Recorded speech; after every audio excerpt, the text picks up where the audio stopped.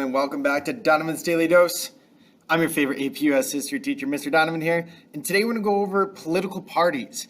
Now, one of the big questions I get in my class a lot is how have the political parties, especially Republicans and Democrats, how have they changed throughout the course of American history, especially pertaining to the AP curriculum?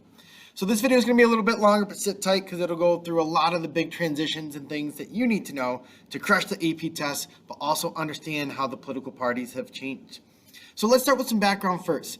Democrats usually tie their foundation back all the way to the early 1800s with the rise of Thomas Jefferson. At that time, they're really known as Democratic Republicans or Jeffersonian Democratic Republicans.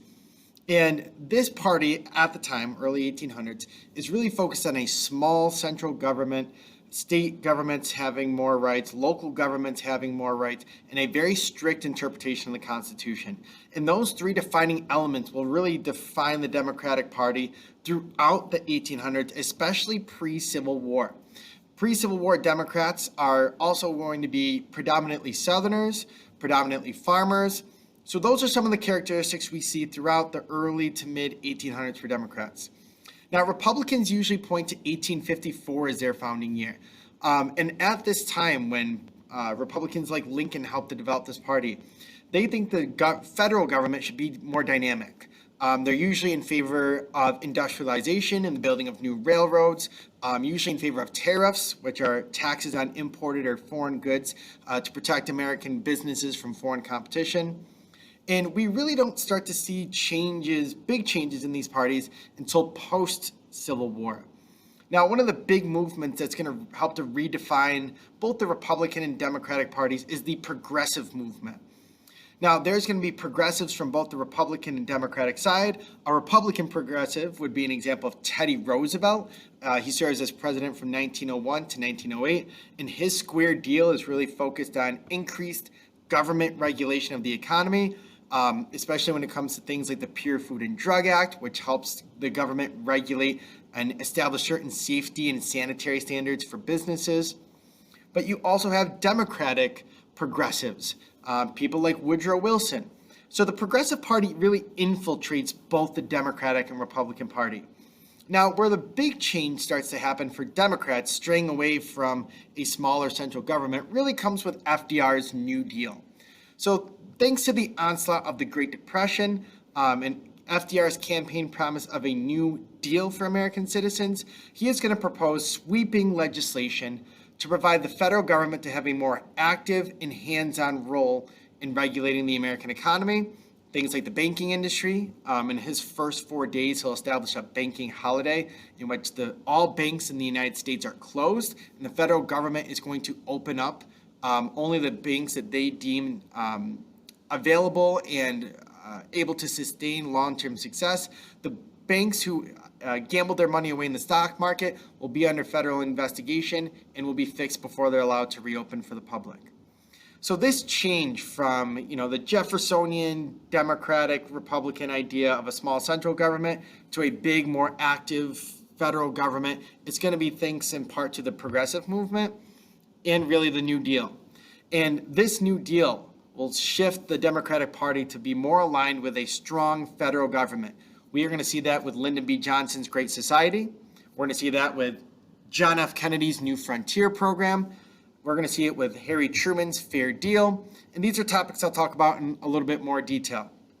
Now, going back to Truman and his Fair Deal, the election of 1948 really sets the scene for this. So I'll bring up a map for you guys.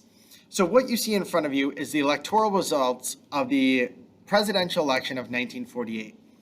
One thing you'll notice at the bottom in those orange states is the States' Rights Democratic Party by Strom Thurmond. He is going to be a Democrat who believes that the federal government is getting too expansive in size, that Truman's policy of the Fair Deal, including taking on civil rights legislation, desegregating the U.S. military with Executive Order 9981, this is going to cause the States' Rights Democratic Party to form because they believe the federal government is getting too strong and powerful, and it's getting away from its origins as a party that is focused on states' rights going back to the time of Jefferson. Now, I alluded to the Kennedy's New Frontier and Lyndon B. Johnson's Great Society. those also represent a change in the Democratic ideology because, again, like FDR's New Deal, they are big government programs. John F. Kennedy here with the New Frontier is going to take on civil rights as an action, especially using force to desegregate the University of Alabama. He's going to give a civil rights address in June of '63, which sets the foundation for the Civil Rights Act of 1964 that prohibits discrimination in hiring practices and segregation of public facilities.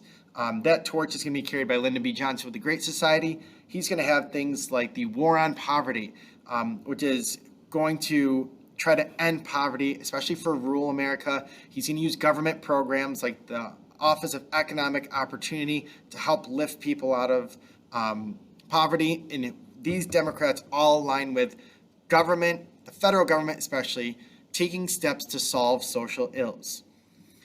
Now, when it comes to the Republican element of this, Republicans are going to start aligning with a more small central government, more states' rights, laissez-faire capitalists, not only in the 30s or the 20s with presidents like Harding and Coolidge and Hoover, who are very much laissez-faire advocates. We're also going to start to see this unfold in the election of 1964. So here's another map for you. Now, even though Lyndon B. Johnson handily wins this election with the electoral votes, you'll see that a Republican is going to start winning the South. In this case, it's Barry Goldwater. Barry Goldwater writes a famous book called The Conscience of a Conservative, in which he helps to realign the Republican Party to a small central government, a states' rights focus, a getting the federal government out of solving social ills and problems and dealing with segregation. He believes all those should be left up to individual states to decide what's best for them. And we will see this idea unfold with the election in 1968.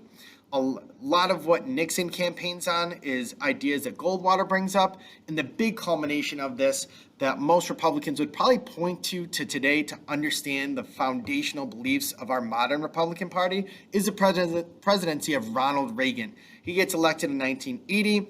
We're going to see massive deregulation of industries, enormous tax cuts for American citizens, especially the wealthiest citizens in American society.